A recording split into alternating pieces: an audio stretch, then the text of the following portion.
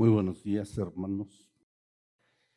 Le voy a pedir que vaya a la Biblia y busque la carta a los Colosenses para dar seguimiento con este estudio a los Colosenses que Dios puso en mi corazón dar. Y entonces le pido que aborde el capítulo 2, y vamos a leer los primeros 7 versículos que se encuentran en este capítulo 2 de la carta que escribe el apóstol Pablo a la iglesia de Colosas. Porque quiero que sepáis cuán grande lucha sostengo por vosotros y por los que están en la Odisea y por todos los que nunca han visto mi rostro, para que sean consolados sus corazones, unidos en amor, hasta alcanzar todas las riquezas del pleno entendimiento, a fin de conocer el misterio de Dios el Padre y de Cristo, en quien están escondidos todos los tesoros de la sabiduría y del conocimiento.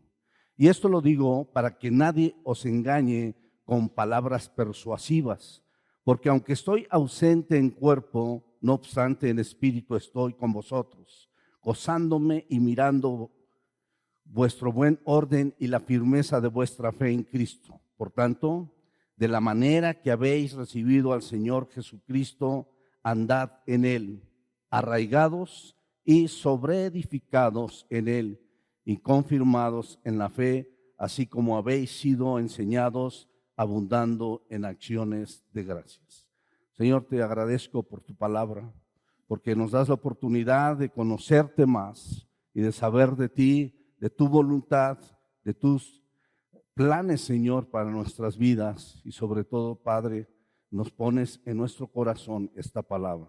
Permite, Señor, que sea expuesta con denuedo, de una manera correcta, que tu Espíritu Santo tome el control de mi vida, pero también, Señor, que tu Espíritu Santo alente a los hermanos y puedan recibir tu palabra, la cual, Señor, se expone para que tú seas quien ministre nuestros corazones. A través de Jesucristo ponemos nuestra vida y la buena semilla en tus manos, mi Señor. Amén. En este pasaje bíblico podemos ver que desde el inicio del versículo 24 del capítulo 1, Pablo está tomando el punto que él tiene como un ministro del Evangelio. Habla de su ministerio y entonces podemos ver cómo desarrolla él este punto en el cual hemos visto algunas e identificado algunas situaciones como aquella de gozarse en los padecimientos, cómo expresa que en su ministerio él puede gozarse aunque está padeciendo de lo que está sucediendo al generar o al vivir este ministerio, ¿no? De la importancia de anunciar la palabra de Dios, de la enseñanza a los creyentes de su palabra. Su palabra es importante para él, pero es muy importante enseñarla. Es igual que Jesús, la enseñanza ha sido algo muy importante que tiene que estar establecido en las iglesias, ¿no?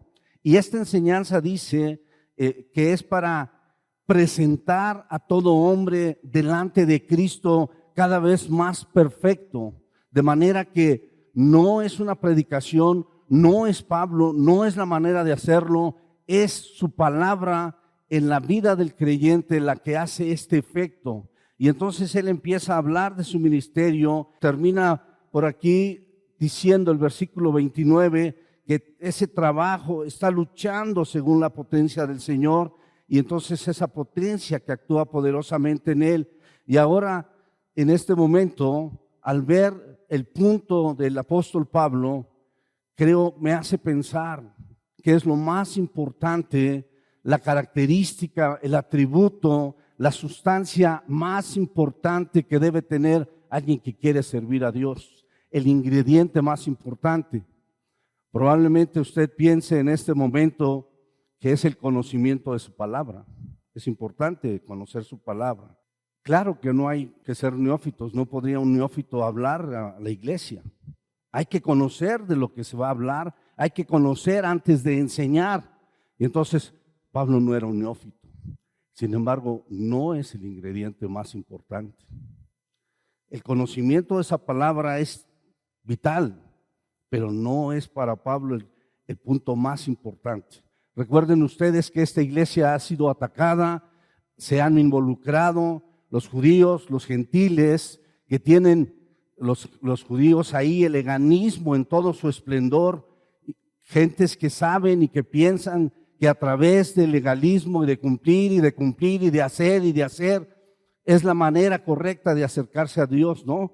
O la religiosidad, que es un tema muy fuerte en la Biblia y en muchas iglesias, que te vuelves religioso como aquel Job o como algunas personas que hacen y cumplen, y la religiosidad es un tema fuerte. También algunas ideologías que se habían metido a la iglesia de Colosas, pensar que la sabiduría de los griegos, la filosofía, el conocimiento de las cosas te acercaba más a Dios, entre más conozcas. Entonces, esta lucha que tiene Pablo es en contra, en la oposición hacia aquellos puntos que cada vez están más afectando al creyente en Colosas y en las iglesias. Y de repente Pablo tiene que decir, ir al punto raíz, ir al ingrediente más importante, quizás tener capacidad de liderazgo, habilidad en las relaciones humanas. ¿Será eso un ingrediente importante?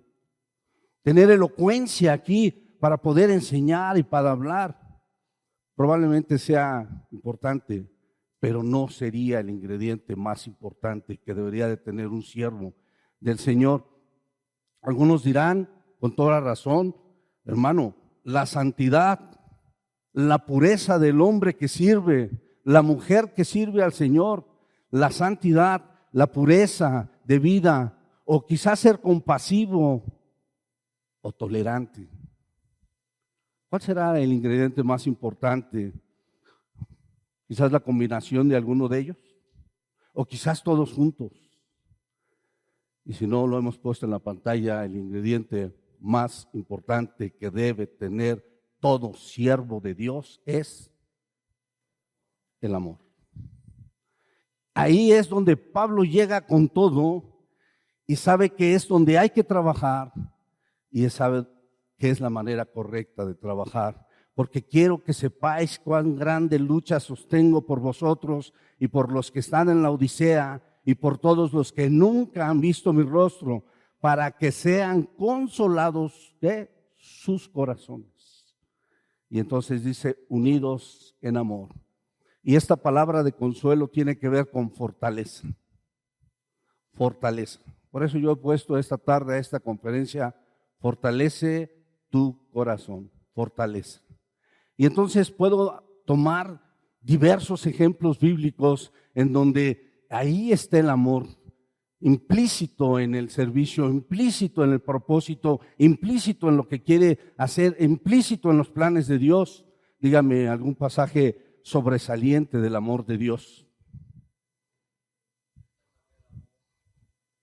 ¿Por qué lo hizo? ¿Por qué entregó su hijo, su único hijo al Señor, a la humanidad? ¿Por qué lo hizo? ¿Para cumplir sus planes? No, por amor a ti. Esa es la esencia. Dice ese pasaje de Efesios 5:25, maridos, amad a vuestras mujeres, ¿cómo? Y entonces ahí está la esencia. Cristo ama a la iglesia. Si hay alguien que le ama, ese se llama Cristo. Puedo ver, por ejemplo, en un pasaje de 1 de Juan 5:1, que dice, todo aquel que cree en Jesús, todo aquel que cree que Jesús es el Cristo, es nacido de Dios. Y todo aquel que ama al que engendró, ama también al que ha sido engendrado por él. ¿No? Si tú crees que Jesucristo es el Hijo de Dios, si tú crees que Cristo es el Señor, debes amarle. Pero también debes amar al que engendró Él a sus hijos. Porque siempre hemos visto ese punto. Amamos la iglesia, amamos a Dios, pero no lo demostramos, porque amar a la iglesia es amarles a ustedes. Y entonces hablamos muy bonito del amor, ¿no? Pero no hay amor, porque el amor a Dios se muestra a través de su iglesia. ¿Cuáles son los 2 mandamientos, hemos dicho, más importantes que tiene y contiene, sí, los profetas y toda la ley? ¿No? Amarás al Señor tu Dios con todo tu corazón, con toda tu mente, con toda tu alma. Y el segundo es parecido a este. Y entonces viene el problema, ¿no? Amarás a tu prójimo como a ti mismo. De esos 2, dice la Biblia, se desprende toda la ley y todos los profetas. Toda la ley y todos los profetas. Entonces, el ingrediente más importante que debe tener cualquier persona que deba servir es el amor. No importa qué hagas. Puedes estar en recepción, o puedes estar haciendo la comida, o puedes estar lavando los baños, pero si no tienes amor a la iglesia, no tienes nada. Así lo dice este pasaje. Si yo hablase lenguas humanas y angélicas y no tengo amor, vengo a ser como un metal que resuena o címbalo que retiñe. Y si tuviese profecía y entendiese todos los misterios y toda la ciencia, y si tuviese la fe de tal manera que trasladase los montes y no tengo amor, ¿qué dice? Nada soy. Entonces, fundamental para el apóstol Pablo, fundamental para aquel que quiere servir, fundamental para su ministerio es el amor. Porque el amor, si tú amas, traerá como consecuencia todas las demás características. Si tú amas a Dios, querrás conocer su voluntad. Y entonces empiezas a conocer de Dios. Si tú amas a Dios, ¿sí?, te involucrarás en la iglesia, tendrás paciencia, tendrás compasión, ¿sí? Si tú amas a Dios, te prepararás para que tengas elocuencia al hablar. Si tú amas a Dios, querrás hacer lo mejor posible las cosas que te corresponden. Pero si no tienes amor, solamente harás mucho ruido, pero no tendrás nada. Por eso el apóstol Pablo dice, no hay. Y aquí estamos viendo que esa lucha que él dice, que esa lucha que empieza a poner y describir desde el versículo 29 del primer capítulo de Colosenses, y lo establece de una manera más fuerte en el versículo 1, quiero que sepan cuán grande lucha. Esa lucha tiene un propósito: consolar los corazones y que busquen y tener esa unión que tiene que ver con el amor. A estos hermanos se dirige a la iglesia de Colosenses, a la iglesia de Laodicea y a la iglesia de Hierápolis, que son las iglesias que están cercanas a Colosenses. Y algunos de ellos, dice la Escritura, ni siquiera habían visto el rostro de Pablo, ni siquiera le conocían. Sabían que existía Pablo, pero no le conocían. Y entonces, ¿qué sucede? Dice aquí muy claramente, al terminar el pasaje, por tanto, de la manera que habéis recibido al Señor Jesucristo, andad en Él, arraigados y sobreedificados en Él. No podemos dar lo que no tenemos. Podríamos aquí hablar de amor y decir mucho del amor que debes tener si quieres servir a Dios, del amor que tienes que tener en el momento de servir, del amor que debes poner a las cosas que haces en la obra de Dios. Pero la verdad es que si no lo tienes, no lo tienes. Entonces, por eso el apóstol Pablo dice, de la manera que habéis recibido al Señor. Y la pregunta es, todos quienes estamos aquí hemos recibido a Cristo.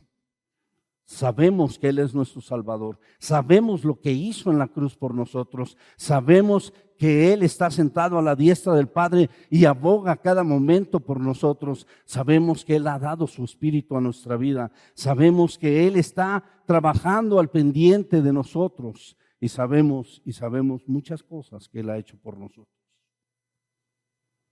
Y cada vez que sabemos más, le amamos más, ¿no?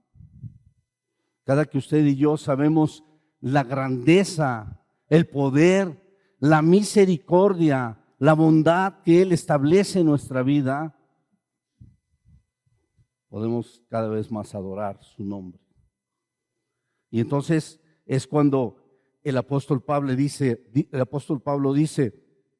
de esa manera que habéis recibido a Jesucristo, andad en Él.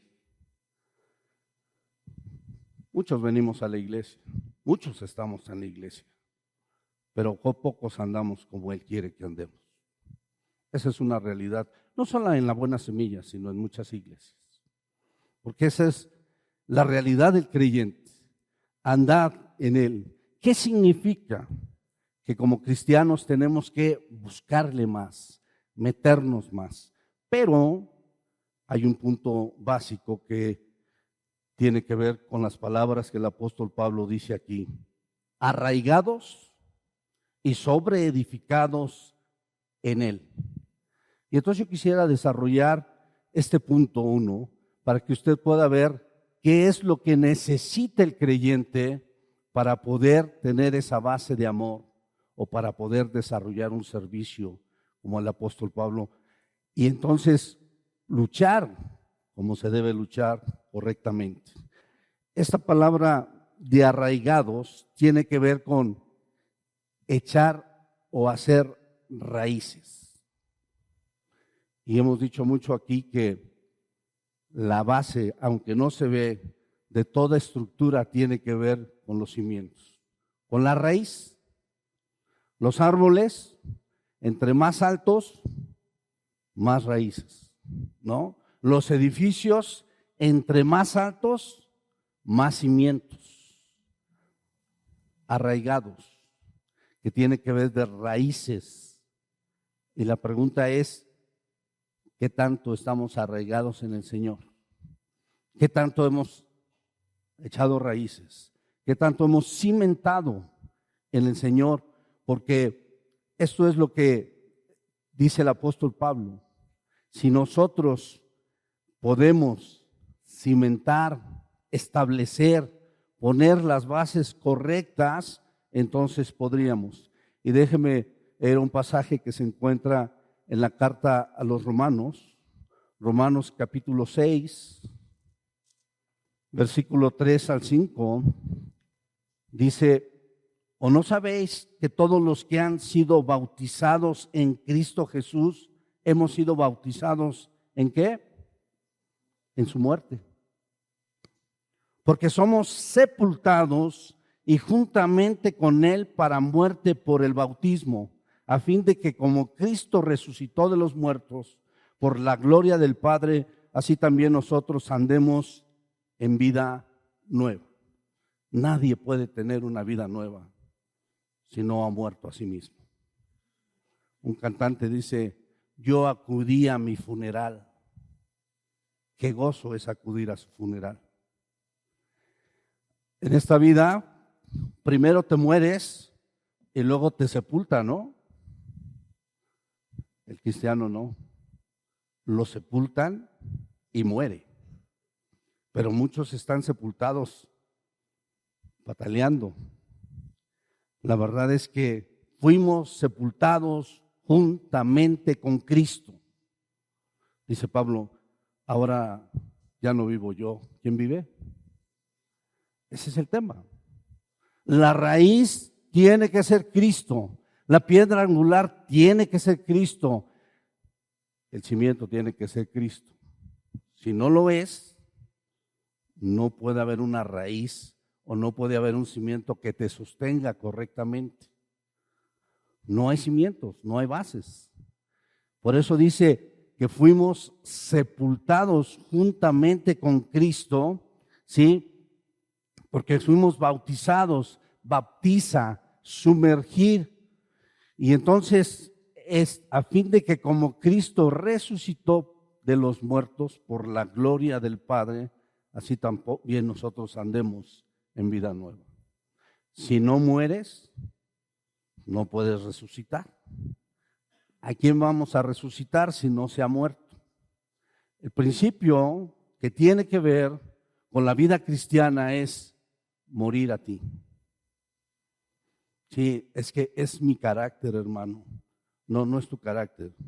¿Es el de Cristo o no has muerto a tu carácter? Son mis pensamientos, hermano. Entonces no has muerto, sigues vivo. ¿O son los pensamientos de Cristo? ¿Ve? ¿Es una lucha o no es una lucha? Fuerte. Pablo la entendía. Algunos de nosotros, entre ellos yo, no la entiendo todavía mucho. Es difícil, muy difícil. Pero claramente dice, si no mueres y la semilla muere, no habrá fruto. Sencillo, pero fuerte y difícil. Ese es el punto. Entonces, en este pasaje, ¿o no sabéis que todos los que han sido bautizados en Cristo Jesús han sido bautizados en su muerte? Y muchos decimos, sí, mueres y eres levantado inmediatamente en el bautismo a una nueva vida. Es un momento rápido, a veces un poco turbio en el mar, pero es un momento de segundos.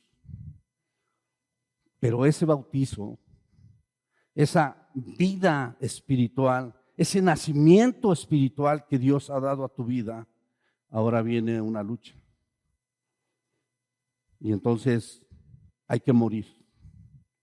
Hay que morir. ¿Sí? ¿Sabes cuántas veces me he visto en el espejo o he luchado contra mí mismo? Y alguna vez prediqué, ¿quién es nuestro más fuerte enemigo que tenemos? Nosotros. Pero ahí está el punto. ¿Sí? Hay que echar raíces. Y cada que soy yo, no echo raíces. Cada que permito que Cristo lo haga y cada que cimiento mi vida en Cristo, la raíz empieza a ser más poderosa, más fuerte. Efesios capítulo 4, versículo 12 al 16.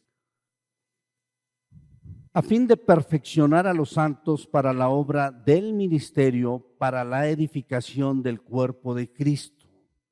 ¿Qué necesitamos tener aquellos que queremos ministrar, servir? A fin de perfeccionar. Entonces, poco a poco, hay que ir, hay que hacerlo. Y entonces, eso te da la segunda parte que tiene que ver con la edificación.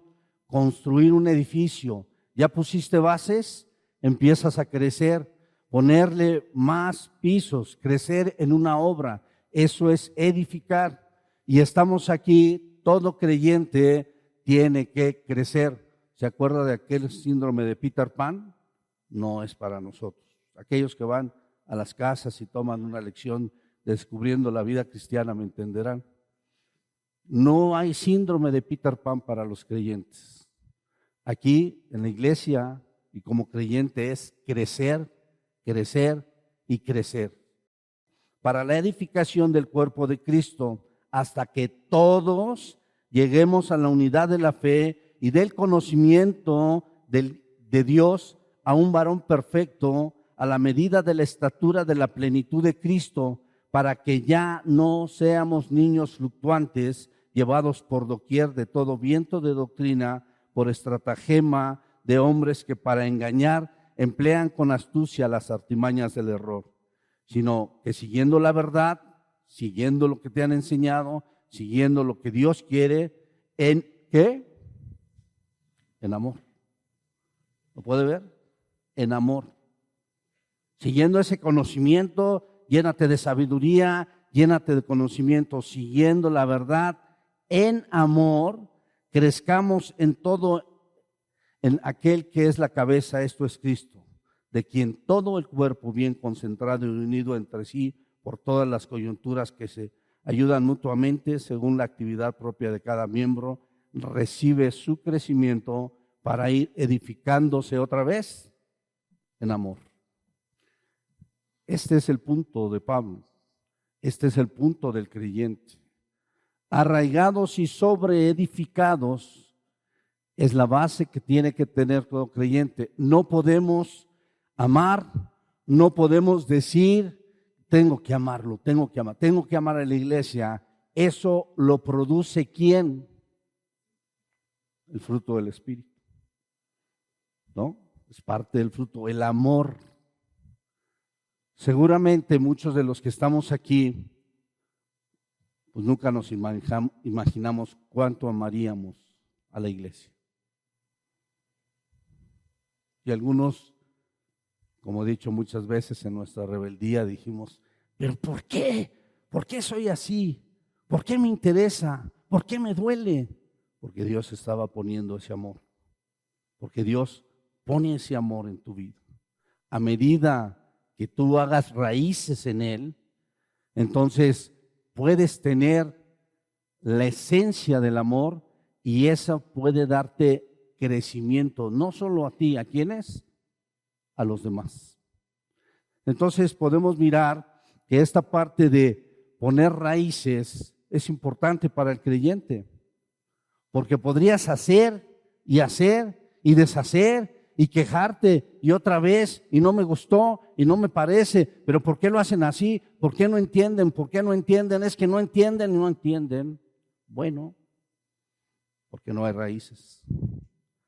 Por eso Pablo es importantísimo para él ir al punto, al problema, así se dice, denomina ingeniería, al problema raíz.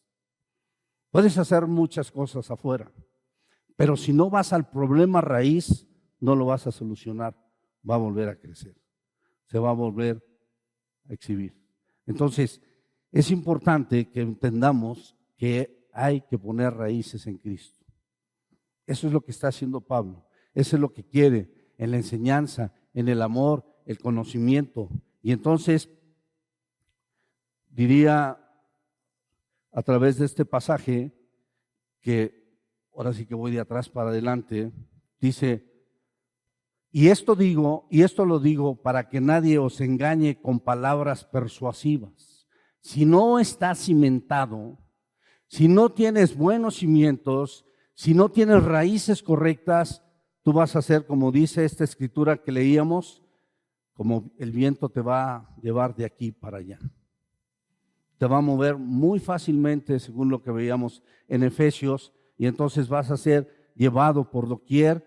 Y entonces te van a decir muchas cosas que vas a creer y te van a engañar tan fácil como a muchos los han engañado, y de alguna manera podría decirte que podrías ir de aquí para allá. Dice claramente, a fin de perfeccionar a los santos para la obra del ministerio, para la edificación del cuerpo de Cristo, hasta que todos lleguemos a la unidad de la fe y del conocimiento, a un varón perfecto a la medida de la estatura de la plenitud de Cristo, para que ya no seamos, ¿qué?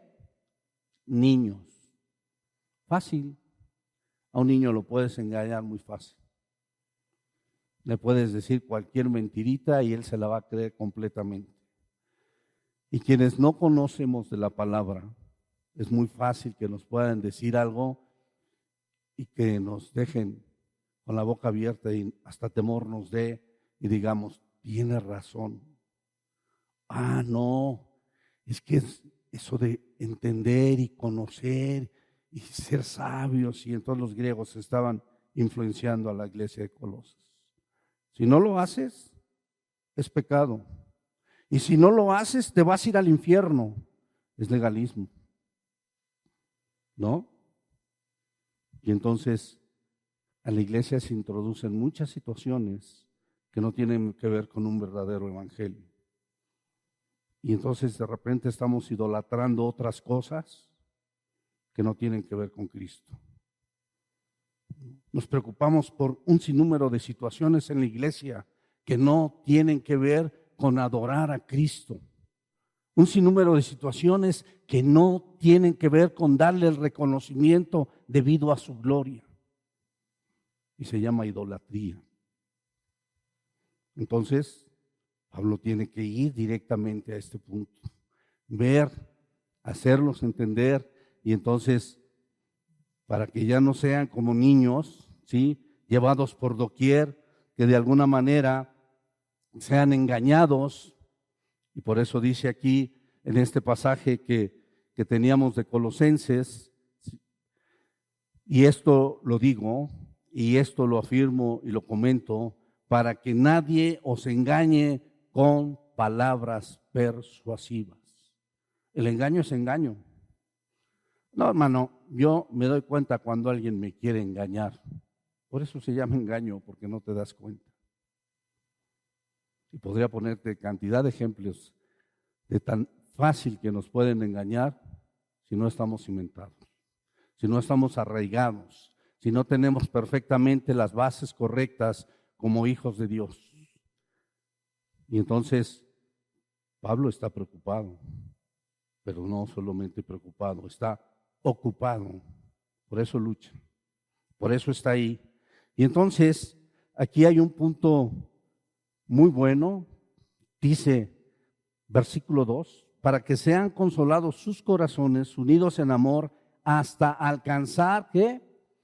Todas las riquezas de pleno entendimiento, a fin de conocer el misterio de Dios el Padre y de Cristo, en quien están escondidos todos los tesoros de la sabiduría y del conocimiento.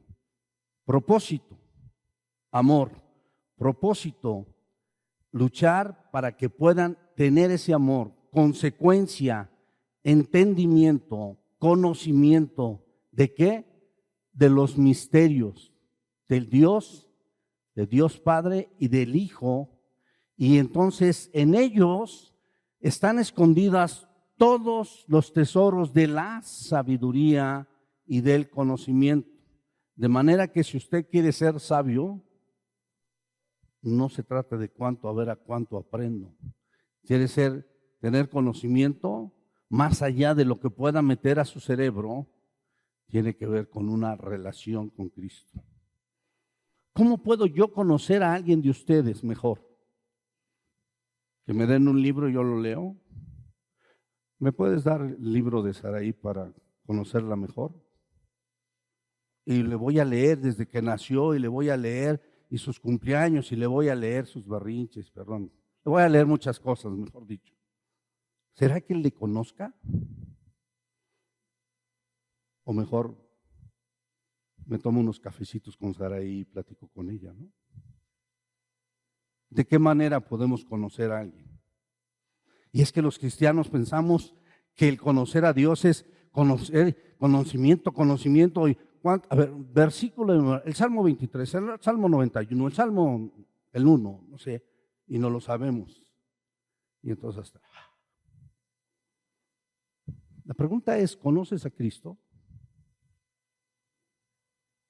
Y si alguien aquí verdaderamente tiene una relación con Él, lo conoce. Es la única manera, o la mejor manera. ¿Podemos entender eso? No puedo conocer a Saraí por un libro. Sí puedo tener ideas, pero si quiero tener un verdadero conocimiento de alguien, me relaciono con él, ¿no? Me relaciono. ¿Y cómo te puedes relacionar con el Dios poderoso? Orando, partiéndole tu corazón, platicando con Él, conociendo su palabra, preguntándole, ¿no? Y muchas cosas más. Entonces, he ahí, tenemos de alguna manera el punto 3, alcanzando plenitud en Dios. ¿Cómo lo vas a alcanzar? ¿Sí? El misterio del Dios, el Padre y de Cristo. ¿Conoces esos misterios? Como veíamos aquí anteriormente, el versículo 27 del capítulo 1 de la carta a los Colosenses, a quien Dios quiso dar a conocer, a quienes Dios quiso dar a conocer las riquezas de la gloria de este misterio entre los gentiles, que es Cristo en vosotros, la esperanza de gloria. No solamente se quedó con los judíos. Dios quiso revelar este misterio. ¿Cuál? El misterio de Cristo, el misterio de la salvación, el misterio del plan divino de Dios. No solo a los judíos. ¿A quién lo abrió? A los gentiles. Y entonces este misterio que podemos ver en Cristo Jesús, que es una esperanza o es nuestra esperanza de gloria. Romanos capítulo 16, versículo 25 al 27.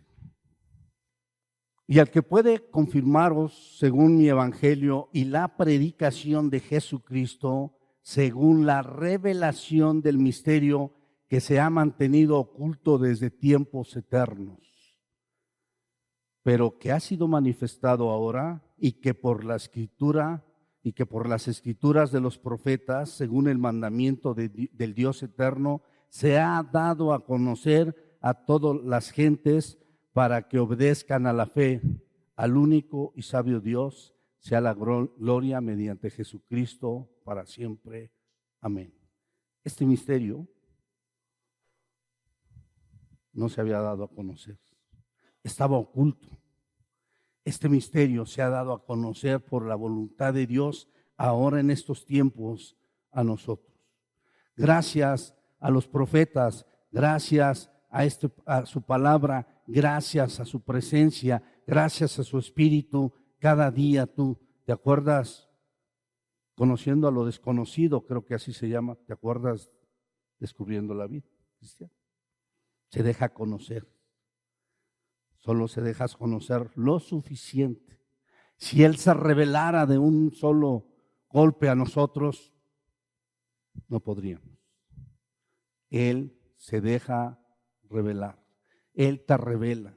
Entonces se da a conocer cada vez, en cada momento a tu vida. Y entonces más. Y entonces tú le vas conociendo de alguna manera y vas alcanzando esta plenitud en Dios, debido a este misterio que Dios ha puesto como Dios Padre y que ha sido revelado a través de Cristo. Primera de Tesalonicenses, capítulo 4, versículo 13 y 14. Y fíjense cómo habla Pablo, Tampoco queremos, hermanos, que ignoréis. O sea, ese era un principio para Pablo. No sé qué hagas con tu vida, no sé qué decidas en los momentos difíciles, pero los siervos no queremos que sean ignorantes. Eso es importantísimo. Que no seas ignorante, no sé qué decidas, porque ahí ni Dios se mete. Pero Pablo muy claramente dice, no queremos, hermanos, que seas ignorantes acerca de los que duermen, para que no os entristezcáis como los otros que no tienen esperanza. Cristo, la esperanza de gloria. ¿Tienes esperanza? ¿Te ha sido revelada esa esperanza? ¿O quizás dudas todavía que un día Cristo vendrá por ti? ¿O quizás dudas todavía que Cristo pueda tener el poder y la soberanía de tomar tu vida y llevarla a un correcto cauce espiritual? Y ahí está el punto. Porque allá afuera hay mucha gente triste. Ya no hay solución para muchas cosas. Ya no hay salida. No hay esperanza. Todo lo que le pase al creyente, no sé, cualquier tipo de situación, hay esperanza. ¿Cambia o no? ¿Y cómo le voy a hacer? Pues pregúntale al sumo sacerdote que padeció todo lo que tú estás padeciendo y más, y te puede guiar. Pero si corres a todas partes menos al que realmente te puede dar la esperanza correcta para esa situación, pues entonces vas a seguir luchando como Pablo, darle cosas contra el aguijón, golpear la pared, estar topando nuevamente, estar dando y no poder salir de ahí. Y he dicho y lo reitero, si a alguien le interesas, es a Cristo. Si alguien trabaja en tu vida, es Él. Y si alguien quiere perfeccionarte y llevarte a la senda correcta, se llama Cristo. Esos son los puntos básicos, ¿no? No queremos, hermanos, que ignoréis acerca de los que duermen, para que no os entristezcáis como los otros que no tienen esperanza. Porque si creemos que Jesús murió y resucitó, así también traerá Dios con Jesús a los que durmieron en él. Por lo cual os decimos esto en palabras del Señor. No las mías, dice Pablo. Yo no lo dije. Y yo sé que el Señor lo respalda. Que nosotros que vivimos, que habremos quedado hasta la venida del Señor, no precederemos a los que durmieron. Porque el Señor mismo, con voz de mando, con voz de arcángel y con trompeta de Dios, descenderá del cielo, y los muertos en Cristo resucitarán primero. Luego nosotros, los que vivimos, los que hayamos quedado, seremos arrebatados juntamente con ellos en las nubes para recibir al Señor en el aire, y así estaremos siempre con el Señor. ¿Lo crees? ¿O es algo de ciencia ficción? Entonces tiene que ver con esa plenitud. No queremos que ignores, no queremos que no lo sepas, no queremos que en tu corazón no sea establecido este misterio que se ha revelado en estos tiempos a nosotros. ¡Qué bendición! No lo tuvieron muchos en el Antiguo Testamento. Hombres de Dios no pudieron ver esta revelación, estos misterios que se revelan y que cada momento se revelan y establecen verdades en tu vida. En muchos momentos, pasajes que he leído 1, 2, 3, 10 veces, y de repente Dios revela algo maravilloso. Digo, pero sí, ¿cuántas veces lo vi? Es que Él se está revelando. Él se revela poco a poco. Él te da entendimiento, conocimiento. Y entonces, ¿cómo no acudir a Él para que Él vaya mostrando sus misterios? Son misterios que Él tiene escondidos. ¿Cuántos tendrá para ti? ¿Cuántas cosas querrá revelarte? ¿Cuántas cosas que son inimaginables para ti, pero si pudieras entenderlas o conocerlas, transformarías tu vida y dejarías de pensar en cosas sin importancia? Irías directamente a la verdadera causa y podrías tener la plenitud que Dios quiere darte, una vida en abundancia, una vida en Él. ¿Por qué el creyente padece? ¿Por qué se acongoja, sufre? ¿Por qué se desespera? No lo sé. A mí me pasa, no es que yo sea, exceptúe esto, pero esta es su palabra. Esto es lo que Él dice. Y entonces dice claramente que estos misterios, ¿sí?, a fin de conocer que este amor, ¿sí?, te va a llevar en esa relación a conocer el misterio de Dios el Padre y de Cristo, ese misterio que Él ha dado su vida por nosotros y que Él tiene planes para nosotros, no solamente en el cielo. La vida eterna se vive ya en estos momentos en cada creyente.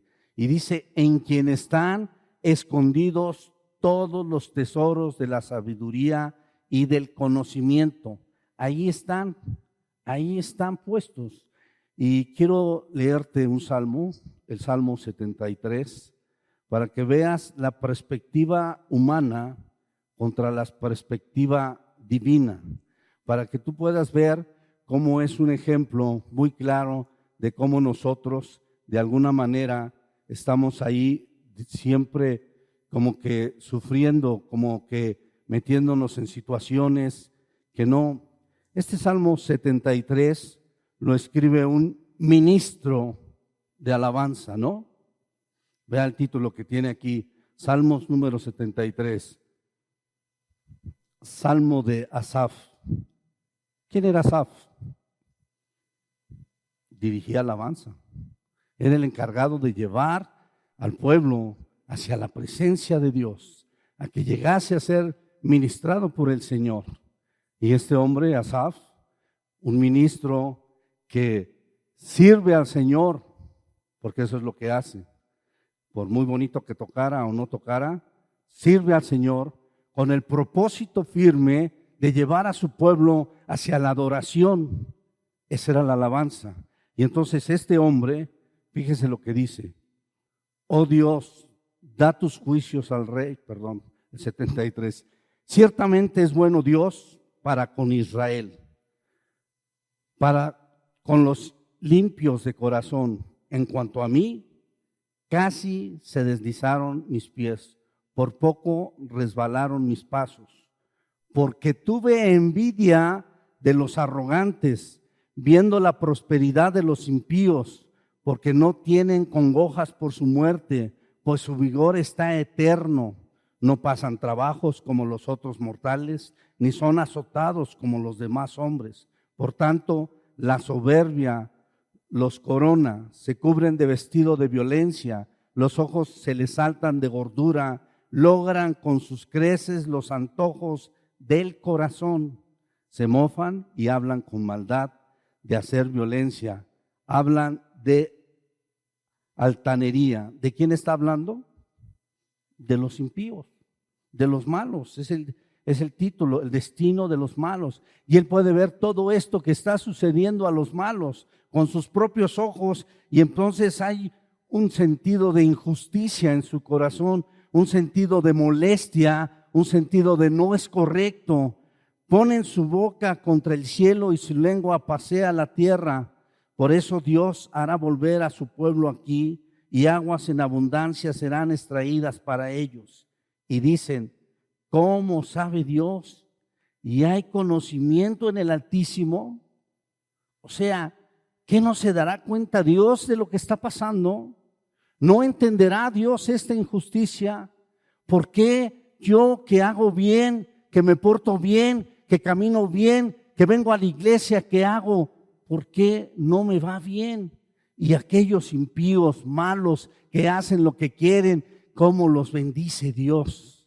Eso es lo que piensa el hombre que dirige la alabanza. Eso es lo que está diciendo. Y entonces quizás tal vez alguno de nosotros hemos tenido esos pensamientos de alguna manera en perspectiva humana y decir: ¿por qué? ¿Por qué me porté bien? ¿Por qué le hice bien? Y así me paga la próxima vez. Señor, ayúdame a ser malo porque no merezco esto, ¿no? Porque Asaf veía cómo la maldad era la respuesta, la bondad hacia los malos era la respuesta de Dios. Eso le reclama. Y hay conocimiento en el Altísimo. Se dará cuenta. ¿Cómo sabe Dios? O sea, Dios, ¿qué estás haciendo? Porque no es correcto. Mi mente me dice: pórtate bien y te bendeciré. Pórtate mal y te castigaré. No es correcto lo que estoy viendo, dice Asaf. He aquí estos impíos, versículo 12, sin ser turbados del mundo, alcanzaron riquezas, sin preocupaciones, sin nada. Y yo que me deshago y todos los días trabajo y me porto bien y no le hago mal a nadie, ni no robo a nadie, y no agarro ni un alfiler que no es mío, y no puede irme bien, ¿no? Y entonces dice: verdaderamente en vano, fíjense lo que dice: verdaderamente en vano he limpiado mi corazón y lavado mis manos en inocencia, pues he sido azotado todo el día y castigado todas las mañanas. Si dijere yo: hablaré como ellos, he aquí a la generación de tus hijos engañaría. Cuando pensé saber esto, fue duro trabajo para mí. Y cuando él se dio cuenta, y cuando vio, reitero por enésima vez, y quiero que me escuchen, era el hombre encargado en llevar al pueblo a la adoración. Y estos pensamientos de injusticia, de maldad, de no estar de acuerdo, estaban en su cabeza. Y estaban en su cabeza. Pero termina diciendo, cuando pensé para saber esto, fue duro trabajo para mí, hasta que entrando en el santuario de Dios, comprendí el fin de ellos. Puedes estar aquí. Puedes estar aquí predicando. Puedes hacer muchas cosas en tu ministerio. Puedes ser la persona que más haga a los ojos del ser humano para Dios. Pero es probable que muchos tengamos estos pensamientos. Porque es un pensamiento egocentrista, de maldad. ¿No? Hermanos, yo merezco. ¿Por qué me dan menos? ¿Por qué me llaman al último? ¿Por qué? Y podría empezar a pensar muchas cosas. Y pensamos entonces que por lo que hacemos en la iglesia merecemos. Pero ¿saben quién le abrió los ojos? Llegar al santuario. Y no llegar al santuario nada más porque vine el domingo a la iglesia. ¿Qué hizo? La adoración, la relación con Dios. Entonces, en ese lugar, en el santuario, ciertamente dice, cuando pensé saber esto, fue duro trabajo para mí. Ciertamente los has puesto como deslizadero. Y dice, cuando pensé saber esto, hasta que entrando en el santuario de Dios, comprendí el fin de ellos. ¿Qué haces cuando entras al santuario? No solamente por estar aquí vas a comprender todo. Es tu corazón. Por eso Pablo dice, fortalece tu corazón. Es tu corazón. Es lo que tienes en el corazón. Es lo que Dios te ha puesto en el corazón y es lo que desarrollas en tu corazón. Puedes hacer muchas cosas. El ministro de alabanza, Asaf, era el que lo llevaba a la adoración, pero parece que él no adoraba, porque hasta que entró al santuario y estuvo en la presencia de Dios, entonces solamente comprendió la finalidad de los malos.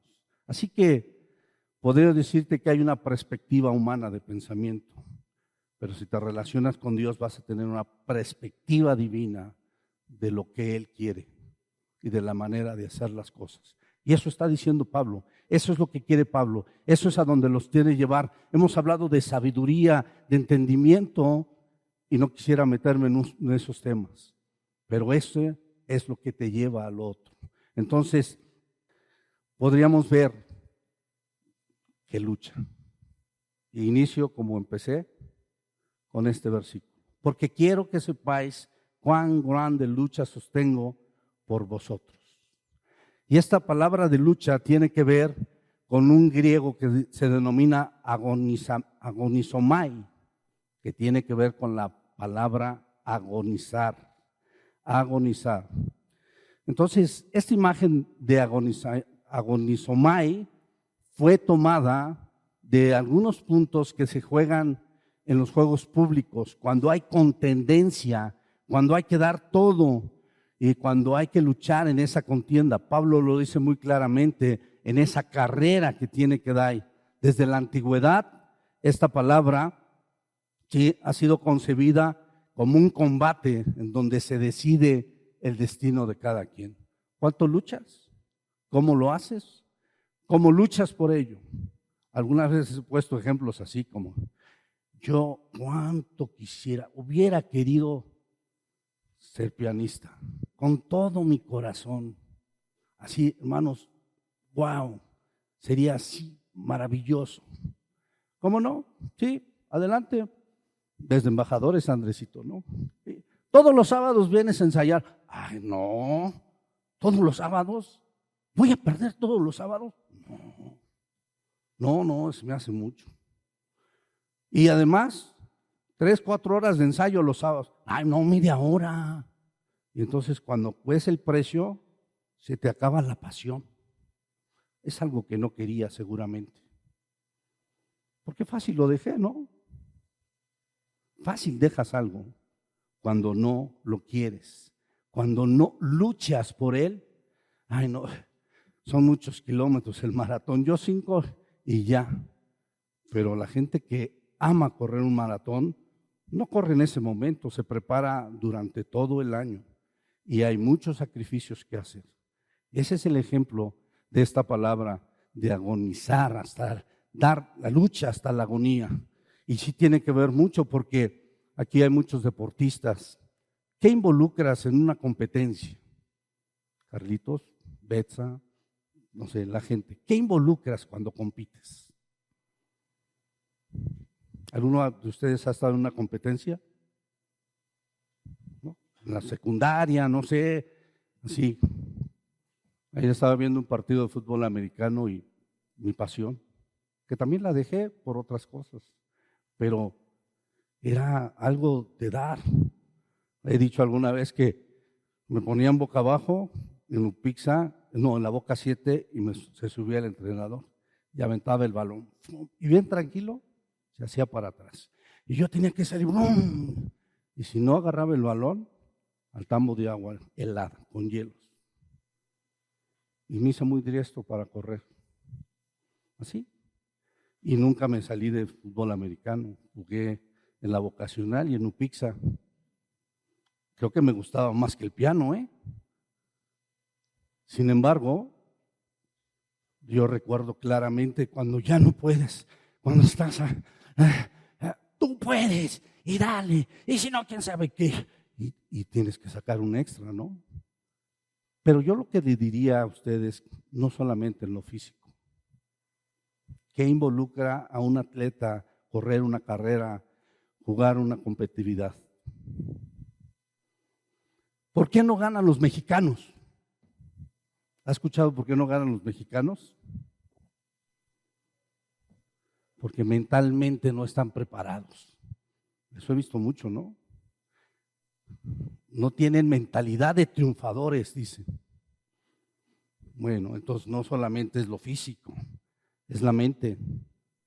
Es que, hermano, yo lo traía todo bien preparado, pero es que los nervios. Y dije todo para allá, para acá. Y ustedes, ¿qué está diciendo? Ay, los nervios. Pues sí, también hay que controlarlos, ¿no? ¿No te pones nervioso antes de una carrera, antes de una competencia?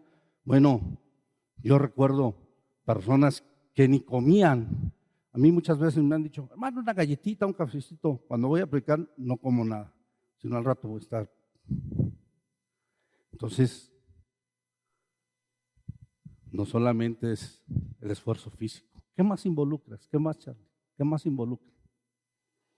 ¿Qué más involucra una competencia? Actitud, ¿no? Tienes que prepararte, no es, ya llegué, yo soy el mejor corredor. No, tienes meses y años atrás. Las Olimpiadas, ¿sabes cuántos años trabajan para unos minutos o segundos competir? Y van a dar todo eso se llama. Ese es el punto de Pablo, todo, hasta la agonía y no solamente en lo físico, en muchos puntos más que tiene que ver con el ser humano. ¿Qué más? ¿No? No puedo ya no resisto, decíamos. Sí puedes. Una vez dije, si un día me da un paro cardíaco, le voy a echar la culpa. Tenía 18, 20 años que me iba a dar un paro cardíaco. Pero ya no puedes. Entonces la resistencia es buena, la capacidad, la preparación, muchas cosas.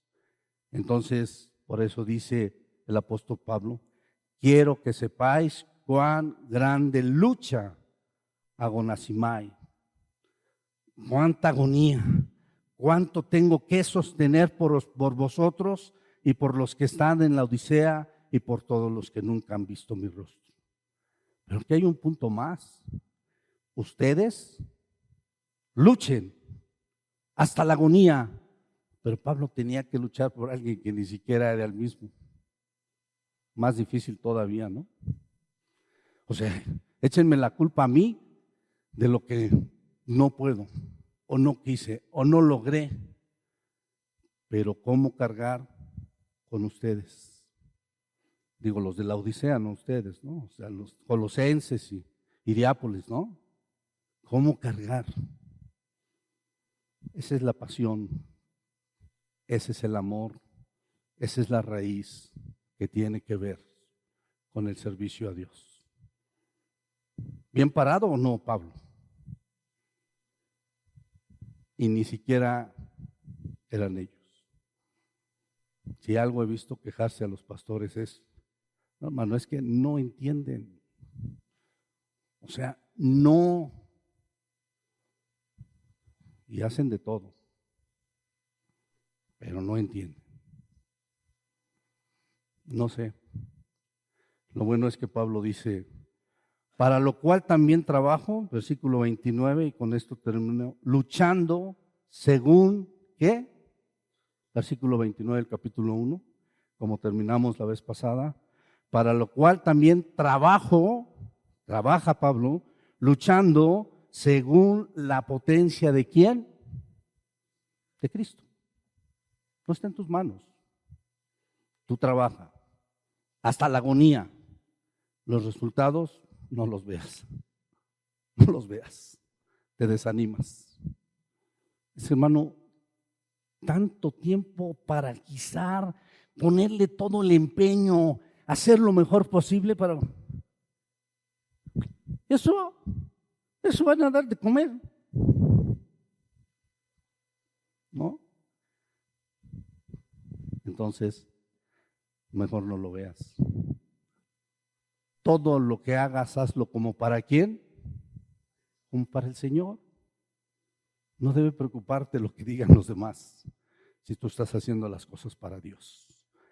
No sé qué lucha, dice que hasta la agonía, pero Pablo perfectamente sabía que él estaba con la potencia de Cristo, la cual actúa poderosamente en mí, y no tiene que ver con ya llevamos 10, llevamos 20, no, el problema es que la iglesia ha estado influenciada muy fuerte con muchas cosas que tienen que ver culturales y de afuera, que entonces tenemos parámetros que no son bíblicos, que solamente son de allá afuera, ¿no?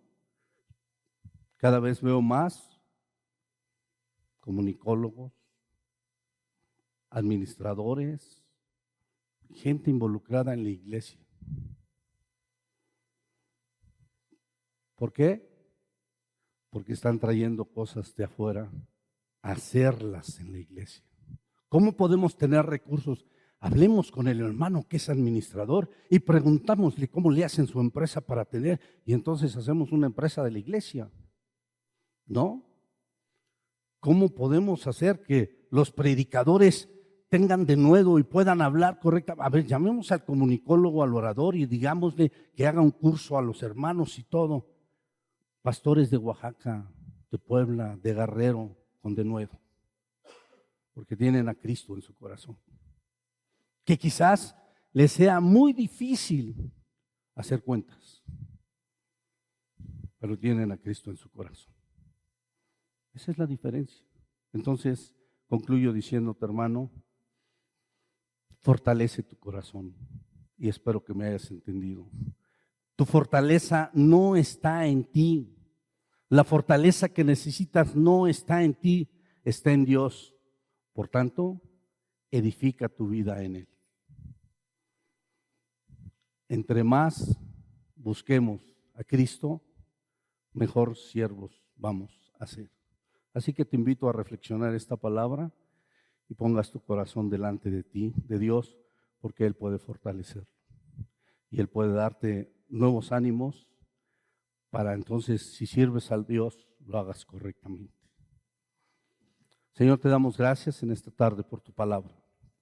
Gracias, Señor, porque a través del apóstol Pablo podemos ver la profundidad, Señor, de lo que tiene que ver el trabajo del ministerio.